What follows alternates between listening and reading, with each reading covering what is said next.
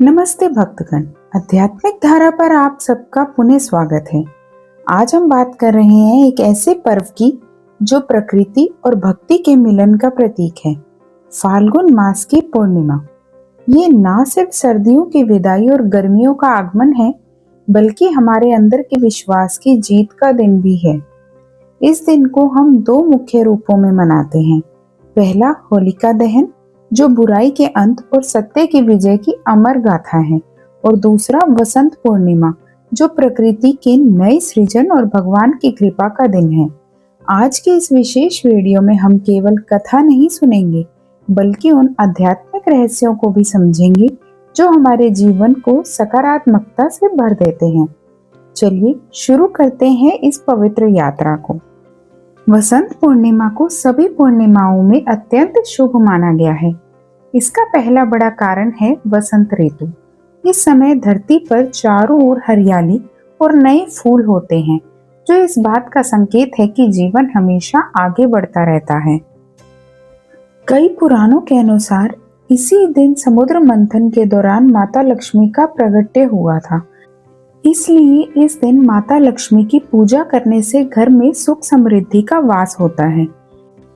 माना जाता है कि वसंत पूर्णिमा की रात को चंद्रमा अपनी 16 कलाओं से पूर्ण होता है और उसकी किरणें अमृत बरसाती हैं। इस रात चंद्रमा के दर्शन करने से मन के विकार दूर होते हैं और मानसिक शांति मिलती है।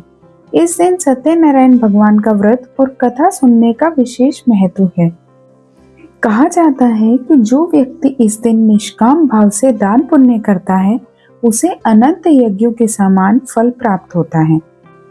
ये दिन हमें सिखाता है कि जैसे प्रकृति पुरानी पत्तियों को त्याग कर नए पत्तों के साथ खिलती है, ठीक वैसे ही हमें भी अपने पुराने बुरे विचारों को त्याग कर नई ऊर्जा के साथ आगे बढ़ना चाहिए। भक्तगण, होलिका दहन की कथा केवल एक कहानी नहीं, बल्कि मनुष्य के अहंकार और ईश्वर की भक्ति के बीच के संघर्ष का प्रतीक है। इस गाथा की शुरुआत होती है दैत्यराज हिरण्यकश्यप से। हिरण्यकश्यप ने वर्षों तक कठोर तपस्या करके ब्रह्मा जी को प्रसन्न किया और एक ऐसा वरदान मांगा जो उसे लगभग अमर बना दे। उसने मांगा कि ना वो दिन में मरे, ना रात में, ना घर के अंदर, ना बाहर, ना किसी मनुष्य से, ना पशु से, ना किसी अस्त्र से, ना शस्त्र से, ना धरती पर, ना आकाश में। इस वरदान ने उसे इतना अहंकारी बना दिया कि वो स्वयं को भगवान मानने लगा। उसने अपने राज्य में हरि नाम पर पाबंदी लगा दी और आदेश दिया कि केवल उसकी ही पूजा की जाए। ये अहंकार की वो परम सीमा थी जहाँ एक जीव स्वयं को सृजनकर्ता से बड़ा समझने लगा। लेकिन विधि का विधान कुछ और ही था। हिरण्यकश्यप के घर में ही जन्म हुआ भक्त प्रहलाद का। प्रहलाद, जो माँ के गर्भ में ही नारद मुनि के उपदेशों से भगवान विष्णु की भक्ति में लीन हो चुके थे। जब हिरण्यकश्यप ने देखा कि उसका अपना पुत्र ओम नमो नारायण का जाप कर रहा है, तो उसके क्रोध की कोई सीमा न रही।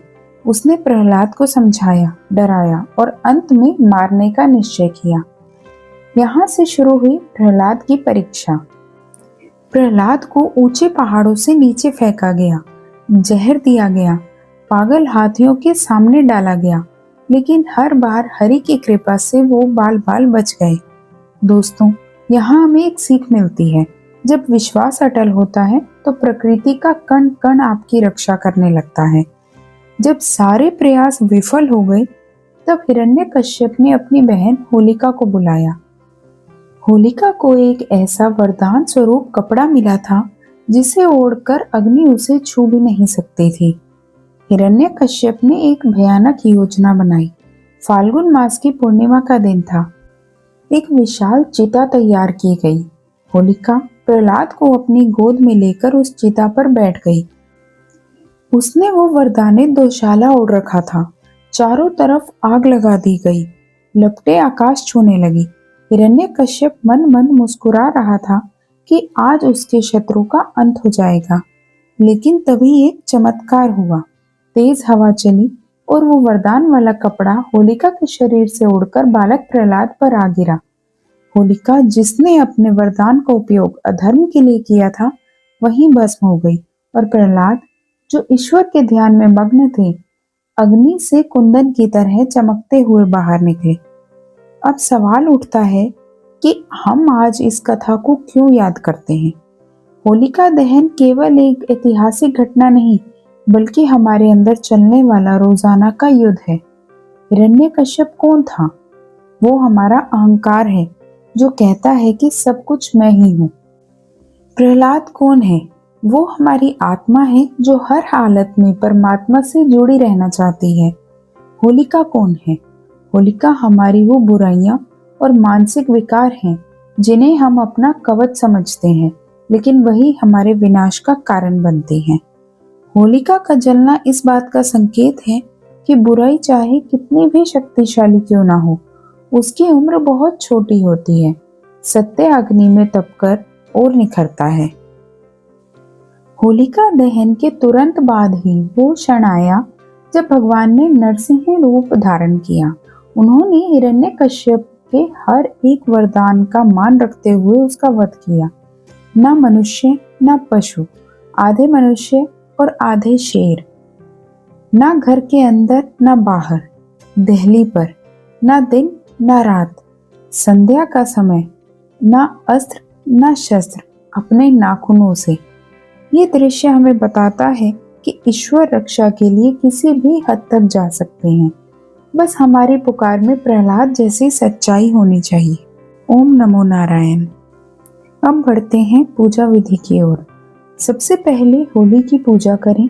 थोड़ा जल अर्पित करें, रोली, चावल और फूल चढ़ाएं। कच्चे सूत को होलिका के चारों ओर 3 या 7 बार लपेटें। अंत में प्रसाद और नारियल अर्पित करें। वसंत पूर्णिमा के दिन सुबह स्नान के बाद व्रत का संकल्प लें। भगवान विष्णु की पूजा करें और हो सके तो सत्यनारायण की कथा आवश्यक सुने। इस दिन चंद्रमा की पूजा का भी विशेष महत्व है क्योंकि चंद्रमा अपनी पूरी कलाओं के साथ होता है जो हमारे मन को शीतलता प्रदान करता है। दोस्तों, होलिका दहन केवल लकड़ियां जलाने का नाम नहीं है बल्कि अपने अंदर के क्रोध, ईर्ष्या और जलन को त्यागने का अवसर है। वसंत पूर्णिमा पर नई ऊर्जा का संचार करें। आध्यात्मिक धारा की ओर से आप सभी को होली और वसंत पूर्णिमा की हार्दिक शुभकामनाएं। अगर आपको ये जानकारी अच्छी लगी हो तो वीडियो को लाइक करें और हमारे चैनल को सब्सक्राइब करना ना भूलें। जय श्री कृष्णा।